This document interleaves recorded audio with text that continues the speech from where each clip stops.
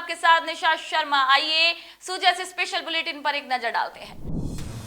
जयपुर को हरा भरा बनाने की मुहिम को एक नई दिशा देने के लिए जयपुर विकास प्राधिकरण ने मानसून के इस मौसम में खास पहल शुरू की है। हरियालो राजस्थान हरियालो जयपुर अभियान के तहत छायादार और फलदार पौधे आमजन को रियायती दरों पर वितरित किए जा रहे हैं।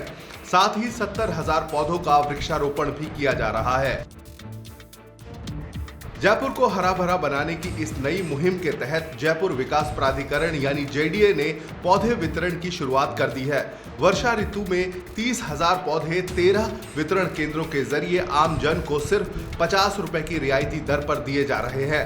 हर व्यक्ति को अधिकतम 5 पौधे दिए जा रहे हैं। इसके साथ ही वृक्षारोपण के तहत 70,000 पौधे शहर के अलग अलग क्षेत्रों में रोपे जाएंगे।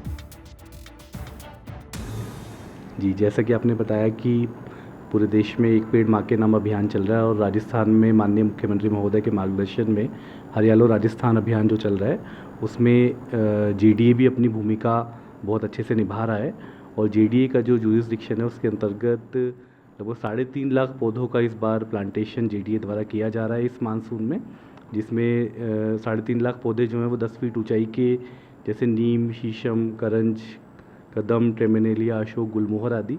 उसके अलावा 4 लाख ऐसे पौधे जो कनेर, बोगनवेलिया, टिकोमा, कलेंड्रा आदि जो झाड़ियाँ और जो ग्रीन बेल्ट में और मीडियन पे उनको पार्कों में लगाया जा रहा है। तो इस प्रकार से कुल 7.5 लाख का प्लांटेशन जो एक बहुत बड़ा मैंडेट है और सरकार ने जो निर्देश दिए उसके हिसाब से जेडीए कर रहा है। और हाल ही में 10 वितरण केंद्रों के माध्यम से 30,000 पौधों का रियायती दर पर वितरण भी जेडीए द्वारा किया गया है।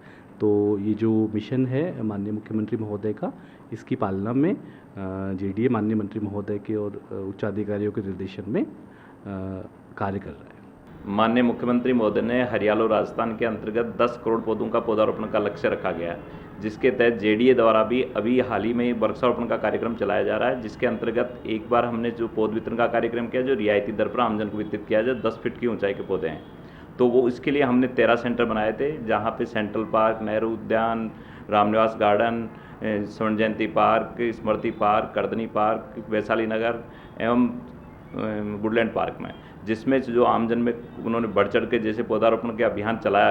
एक पौधा माँ के नाम माननीय प्रधानमंत्री जी ने जो दिया है उसके अंतर्गत आमजन में भी बहुत बड़ी चेतना फैली है, जिसके अंतर्गत हमने मात्र 3 दिन में 30,000 पौधों का वितरण किया है, जिसको वो भी रियायती दर पर किया जो कि 10 फीट ऊंचाई के थे।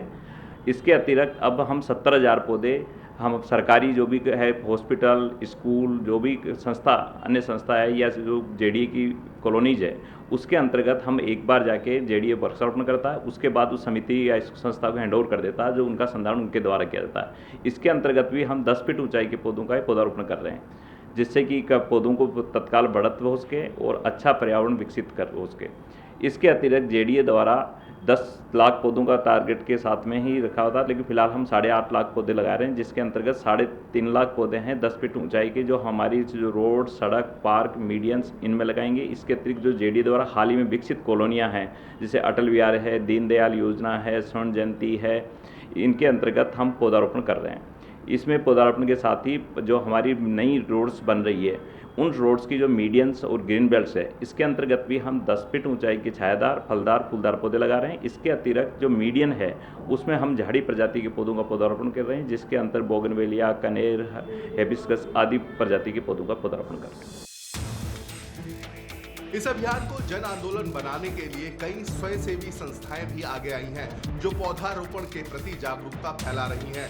पौधारोपण के लिए सभी स्थानों का जियो टैगिंग और वैज्ञानिक मॉनिटरिंग सिस्टम तैयार किया गया है, जिससे पौधों के रखरखाव को सुनिश्चित किया जा सकेगा।